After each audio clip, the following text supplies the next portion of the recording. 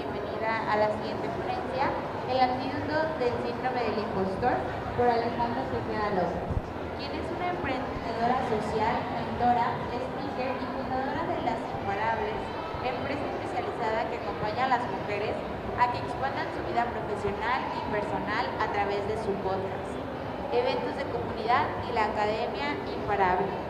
Ale Tejeda es licenciada en Negocios Internacionales, con una especialización en innovación y emprendimiento. Además, está certificada como coach ontológico por el Instituto MMK, la cual es una especialización en desarrollo humano basado en la biología cognitiva, filosofía, psicología narrativa, neurolingüística y física cuántica. Un aplauso, por favor.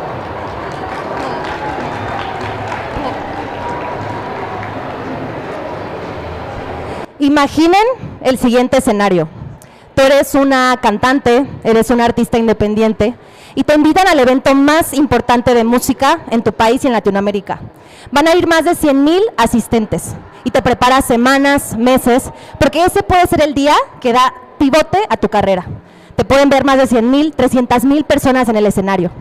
Te preparas, llega el día, estás en el camerino con tu familia, con tus músicos, estás lista. Ese puede ser tu gran día.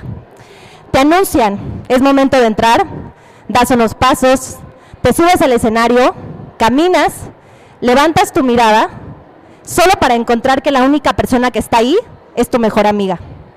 Eso le pasó a Andrea L. hace unos días en el Tecate Pal Norte, se volvió viral en las redes sociales. Y yo nada más pensaba, ¿qué puede haber pasado por su mente? ¿Será que no soy lo suficientemente buena? ¿Será que mi música no es lo suficientemente importante? ¿Será que alguien quiere escucharme? Y esas mismas preguntas pasaron por mi mente cuando supe que en este mismo día, a esta misma hora, va a estar una empresaria imparable, Marisa Lazo, dando su conferencia en el main stage. Dije, ¿quién va a venir a verme si está una imparable como Marisa dando también su mensaje? Y eso, señoras y señores, se llama el famoso síndrome del impostor. O como a mí me gusta llamarle, el famoso síndrome de la impostora. Esta constante duda de, ¿soy lo suficientemente buena o importante?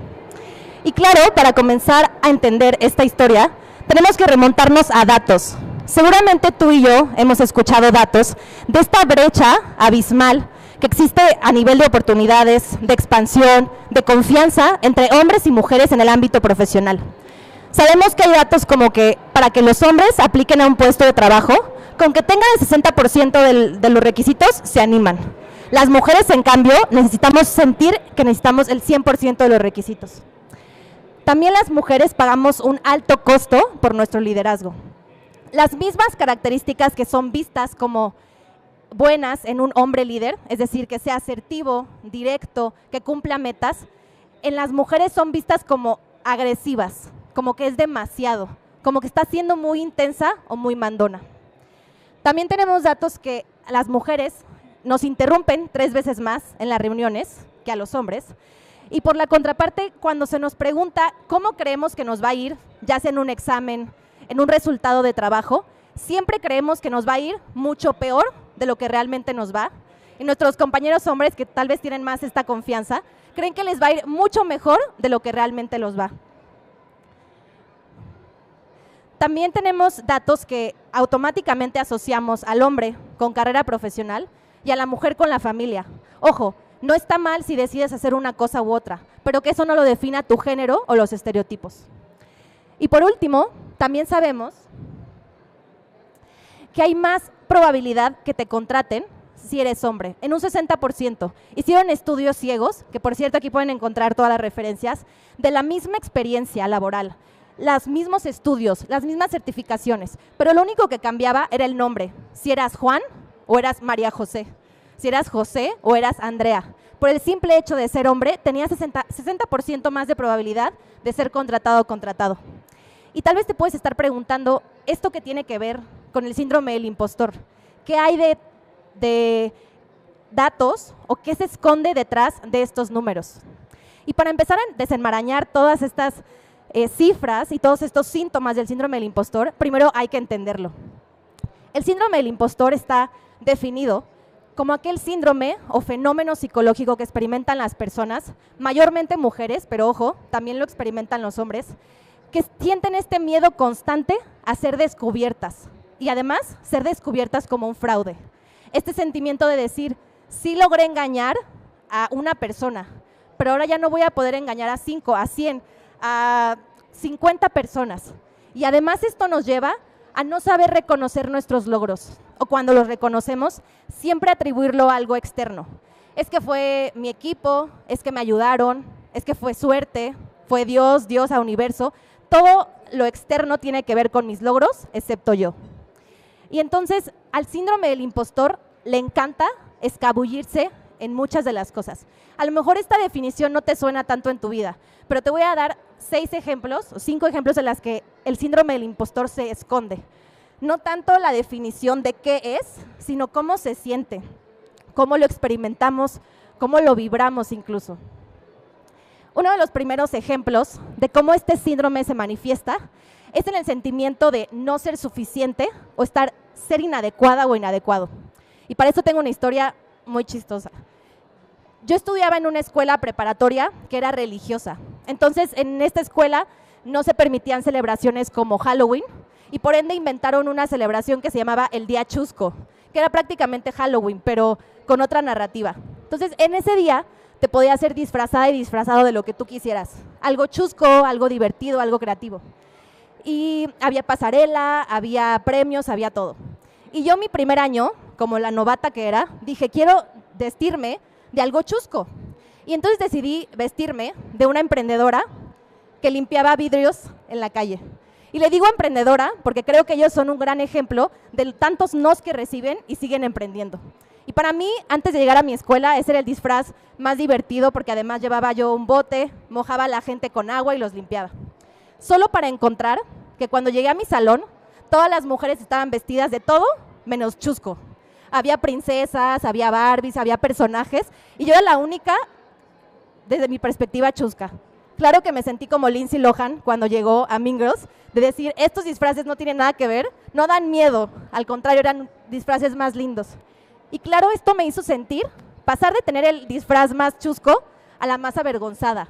Me sentí no perteneciente, me sentí incómoda, no me sentí yo misma. Claro, el año siguiente me redimí y ya me fui como una Barbie brunette. Pero lo que voy con esto es que creo que esas fueron las primeras veces que empecé a experimentar el sentimiento de yo no pertenezco aquí. Y ese mismo sentimiento lo he llegado a experimentar, por ejemplo, cuando llego a una sala de juntas y yo soy la única mujer. O cuando de repente los espacios a los que yo asisto siento que no están diseñados para una diversidad de género. Seguramente muchas de ustedes han tenido estas experiencias, como el hecho de levantar tu mano, dar tu opinión. Te sientes como disfrazada en una fiesta donde no era de disfraces. Un segundo ejemplo de cómo el síndrome del impostor se manifiesta es pensar que hay algo malo contigo, que hay algo que cambiar, que tú naciste como con un defecto que muy pocas personas experimentan o tienen. Cuando yo estaba en la universidad, me consideraba una mujer que era la que levantaba la mano para ser voluntaria en los proyectos. Cuando asignaban equipos, yo era la que organizaba a mis compañeros para ver quién entregaba qué cosa. Pero al poco tiempo me di cuenta que eso no era bien visto y me gané adjetivos como intensa, es que es muy mandona, es muy apasionada, algo que incomodaba. Entonces yo de sentirme como una mujer imparable y una mujer líder, me empecé a sentir como una mujer que tenía algo malo. ¿Será que estas cosas que yo quiero hacer o el liderazgo que quiero tomar es mal visto o está visto como algo que no necesariamente tiene que ser mío como mujer? Y entonces, ¿cuántas veces te has sentido con que hay algo malo contigo por querer ganar más dinero, por querer escalar a mejores posiciones, por querer hacer más y mejores cosas con tu vida y con tu carrera?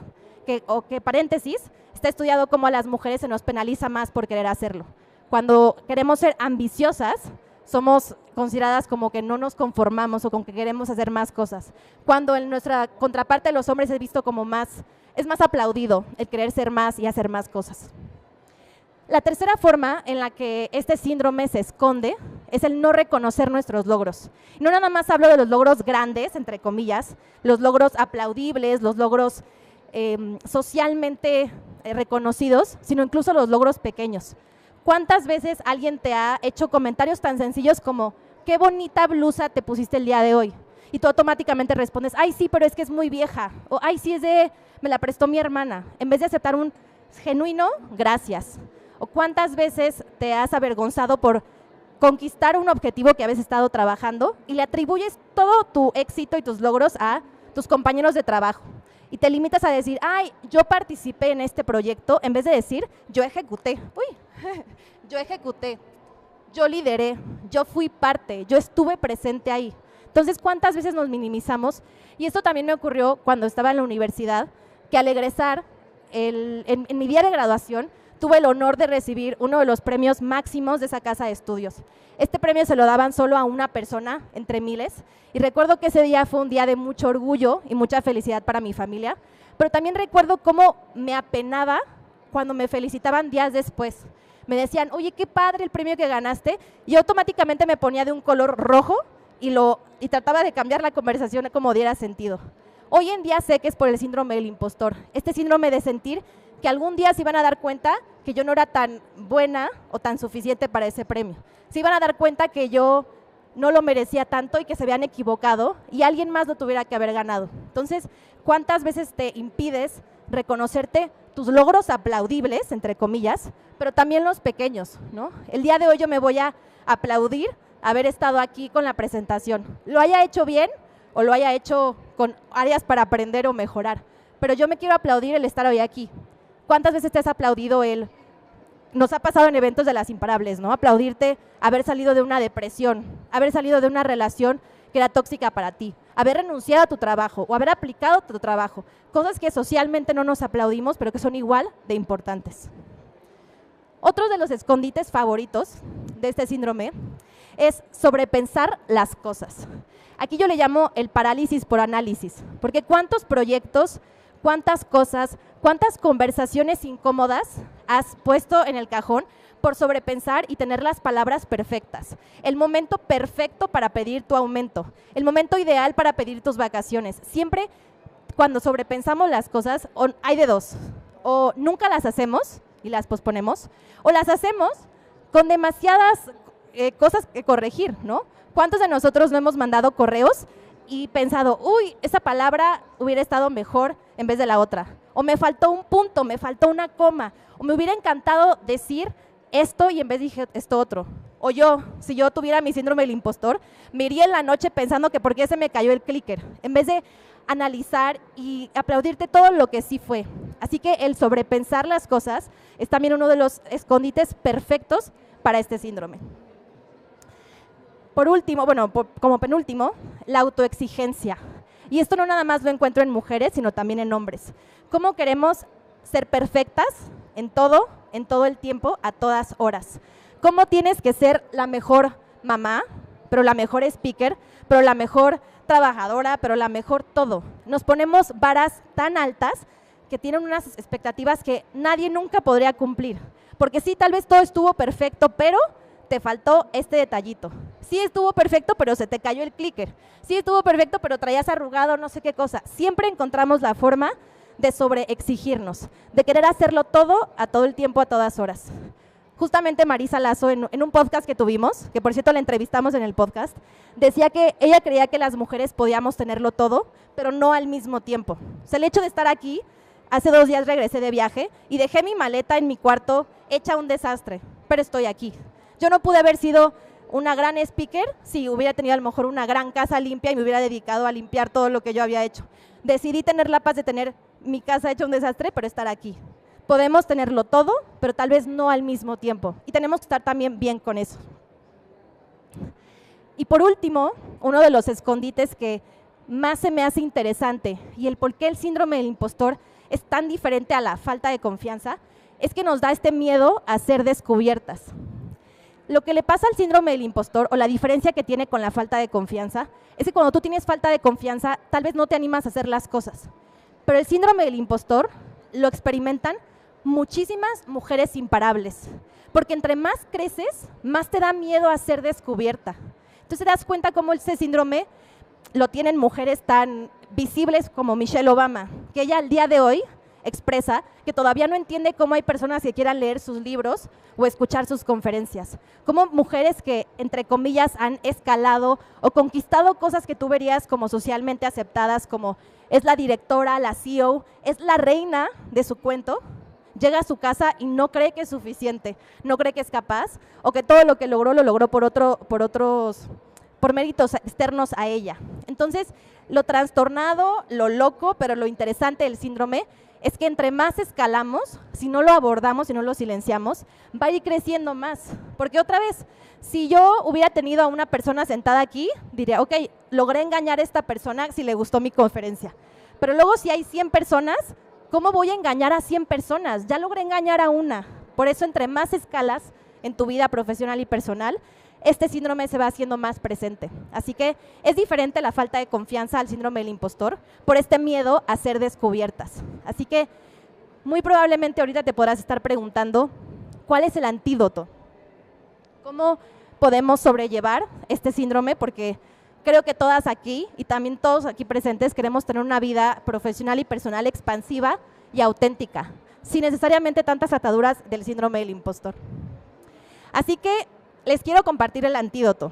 Yo tengo una parte del antídoto, pero para esto necesito su compromiso, porque nada de lo que les voy a compartir va a funcionar si no se comprometen a emprender un viaje conmigo. Así que levanten la mano quienes se van a comprometer hoy a emprender ese viaje. Eso, súper. Muy bien. La primera cosa que tienen que saber del antídoto es que es un antídoto. El antídoto, por definición, no es la cura, sino es algo que contrarresta los efectos del veneno, por así decirlo. Así que el primer antídoto es que aceptes que va a ser tu copiloto. Elizabeth Gilbert, que es una autora que me encanta mucho, dice que el miedo, el autosabotaje, el síndrome del impostor son copilotos de los que nunca te vas a poder zafar. Es como cuando te vas de viaje con una amiga, un amigo, tu familia, y va a estar ahí. A lo mejor no lo quieres escuchar, a lo mejor quieres simplemente disfrutar el camino, pero va a estar. Si tú aceptas que el miedo, a lo mejor el autosabotaje, la falta, entre comillas, de confianza va a estar ahí, puedes primero aceptarlo como tu copiloto y dos, hacértelo amigo. Puedes decirle, ¿sabes qué? Por mucho tiempo te escuché, dejé que agarraras el volante, dejé que cambiaras la música, dejé que pusieras tus rolas, dejé que pusieras el aire acondicionado, pero ya no más. Vas a poder estar aquí, me vas a poder hablar, me vas a poder decir, mira, vete para allá, vamos al Oxxo. No. Vas a poder estar, pero yo tengo el control. Y el segundo punto tiene que ver con saber que puedes silenciarlo. Es como pones estas aplicaciones como Waze y Google Maps, ellos te van a dar una ruta. Y a mí me ha pasado que a veces me marca una ruta que yo sé que no es la más eficiente y decido silenciarlo y no hacerle caso. Es lo mismo aquí con el síndrome del impostor. Uno, lo aceptas como copiloto y dos, te das cuenta que puedes silenciarlo y lo silencias. Es decir, no tienes permitido tocar el volante más que estar. Porque, ojo, los sentimientos y emociones como el miedo, la culpa, la vergüenza, son emociones que no podemos eliminar. Es como querer eliminar la lluvia. En vez de comprarte un paraguas y navegar, tratas de querer pelearte con lo que es. Emociones como el miedo, la cautela, son emociones que necesitamos sentir y experimentar. Así que, si lo aceptas como tu copiloto y lo silencias, vas a tener un viaje mucho más placentero. El tercer paso es llenar tu caja de herramientas. No sé ustedes, pero cuando yo salgo de viaje, sobre todo con mis papás, mi papá checa las llantas, pone gasolina y se asegura que en la caja de herramientas haya todo por si algo pasa. Está el gato, por si se poncha la llanta y cualquier cosa que vayamos a necesitar en el camino en caso de cualquier accidente. Y lo mismo pasa contigo, que te cargues de herramientas para que cuando este síndrome brote, tú tengas herramientas para calmarlo. Y les voy a dar 5 herramientas muy sencillas que pueden agregar a su caja de herramientas. La primera es un autoconocimiento radical. Si tú te conoces de pie a pa, nunca vas a poder ser un fraude en tu propia película. Esto puede ser terapia, coaching, sesiones como las que estamos teniendo. Si tú te conoces al 100%, no hay nadie que te descubra, porque nunca vas a poder ser una impostora en tu propia historia. Lo segundo es que reconozcas tus logros, todos y cada uno de ellos. Es más, hazte un Excel, así como seguramente tú contabilizas los logros, resultados que tienes en tu trabajo, haz un Excel de absolutamente todos los logros que has tenido. Incluso si fuiste la abanderada en la primaria, en la escolta, escríbelo, porque son logros que seguramente en su momento te emocionaron y te hicieron sentir imparable. Lo tercero es que hagas una carpeta imparable. A mí me encanta desde chiquita ver fotos que me recuerdan las vacaciones que tuvimos en familia, los momentos felices en mi vida. Recientemente que me casé, me encanta ver las fotos de mi boda porque me recuerdan lo que yo sentí. Es lo mismo aquí. Haz una carpeta que te recuerde quién eres. Ponle testimonios, ponle fotos, ponle reconocimientos, para cuando sientas ese síndrome del impostor, la abras y te recuerde lo que viniste a hacer en este mundo, que es brillar y ser imparable. También acéptate como imperfecta. Nunca nada va a ser perfecto. Si te aceptas como imperfecta desde el día 1, cualquier cosa que pase va a ser ganancia, porque más vale hecho que perfecto. Recuerda, más vale hecho que perfecto. Y eso se puede ver como pedir un aumento, pedir vacaciones, abrir el negocio, más vale hecho que perfecto. Y por último, es hacerlo con todo y miedo. Esta plática de 25 o 30 minutos no nos da el tiempo para indagar en las herramientas, pero al final todo se resume a tienes que hacerlo con todo y miedo. Justo ayer platicaba con mi esposo y le decía, te voy a confesar algo.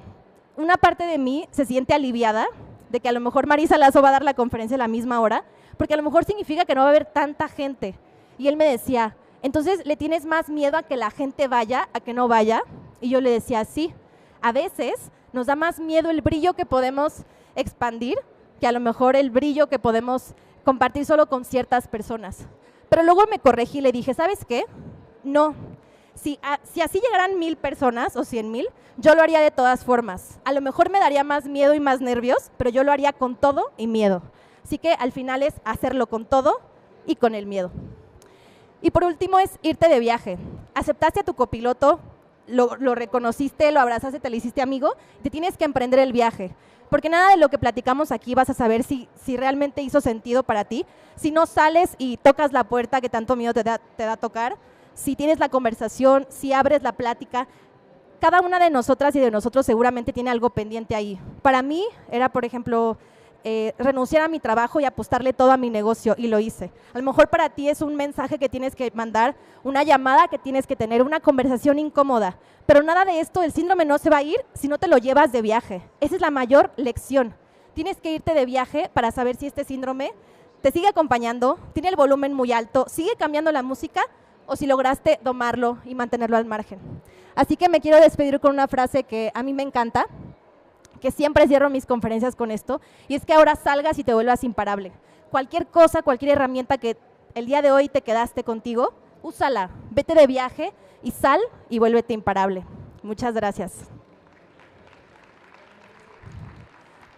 Les voy a dejar un QR con un workbook para que me puedan dar su nombre y su correo. Si quieren que les mande más herramientas del síndrome del impostor, les puedo mandarlas como los bullet points para que sigan compartiendo.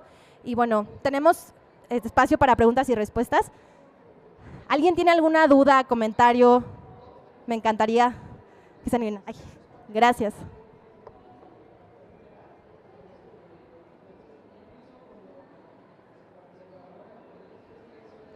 Creo que no te escuchamos. Si puedes prender el...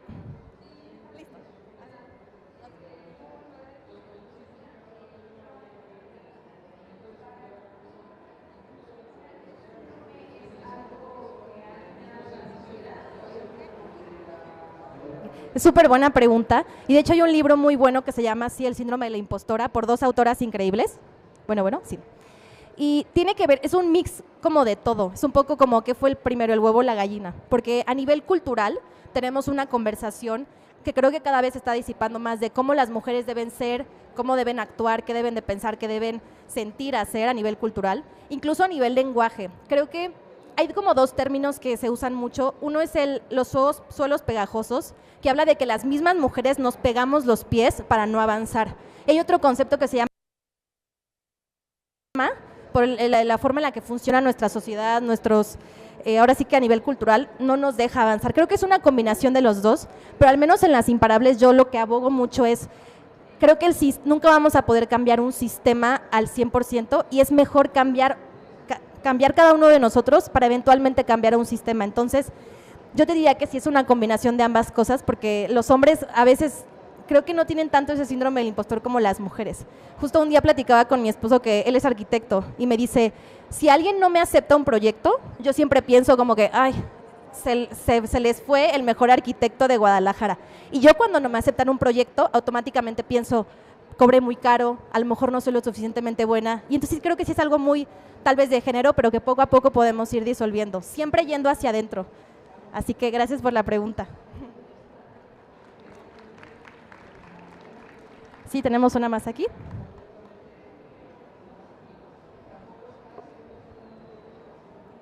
Hola, felicitaciones, me encantó tu plática.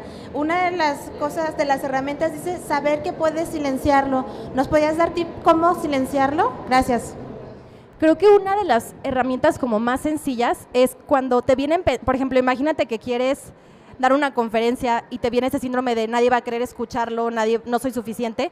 Yo lo que hago mucho, por ejemplo, en coaching es encontrar inversiones a ese pensamiento. Es decir, nadie va a querer escucharme, puedo decir, van a querer escucharme al menos 3 personas. Yo sabía que mi papá, mi mamá y mi esposo iban a estar aquí. Y eso ya te relaja en el escenario catastrófico de nadie va a querer escucharme. Otra herramienta es irte al peor escenario posible. Ok, ¿cuál sería el peor escenario posible de que nadie se parara aquí? Pues el peor escenario es que yo grabo la conferencia, la subo a YouTube, conozco más gente increíble. Ese es el peor escenario. Y a veces no es tan peor como queremos. Entonces, las 2 herramientas serían invertir tus pensamientos, encontrar ejemplos de cómo el pensamiento no necesariamente es verdad. Y lo segundo, irte al peor escenario posible. O sea, el peor escenario que nadie se presente a una plática es, pues, nadie se presentó. No me voy a morir, no va a pasar nada, sino es algo que puedo sortear y que me puedo recuperar. Serían como esas 2 herramientas. Y también aquí en el workbook les voy a poner más. Muchas gracias. ¿Listo, verdad? Gracias por su asistencia y salgan y vuelvan imparables. Gracias.